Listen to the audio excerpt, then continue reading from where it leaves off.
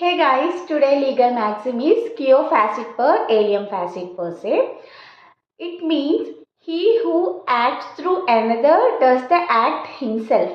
అంటే అర్థం ఏంటంటే మనకి లా ఆఫ్ కాంట్రాక్ట్స్లో కాంట్రాక్ట్ ఆఫ్ ఏజెన్సీ కానివ్వండి, సో ఇలా కొన్ని లయబిలిటీస్ వైకేరియస్ లయబిలిటీ మనం డిసైడ్ చేసినప్పుడు ఎవరికైతే జనరల్గా ఒకరు చేసిన మిస్టేక్కి ఇంకొకరికి లయబిలిటీ వచ్చేదాన్ని మనం వైకేరియస్ లయబిలిటీ అంటాం కదా. సో దానిలో కానీ ఏజెన్సీలో కానీ ఇప్పుడు నేను సో రీజన్స్తో అనేబుల్ టు వర్క్ కానివ్వండి, ఏ ఫారిన్ కంట్రీలో ఉండడం వల్ల కానివ్వండి, సో కొన్ని కారణాల వల్ల నా పనులు నేను చేసుకోలేనప్పుడు వేరే వాళ్ళ ద్వారా నా వర్క్స్ చేయించుకోవచ్చు. సో అతను ఏదైనా మిస్టేక్స్ చేస్తే లయబిలిటీ ఇప్పుడు అల్టిమేట్గా నాకే వస్తుంది.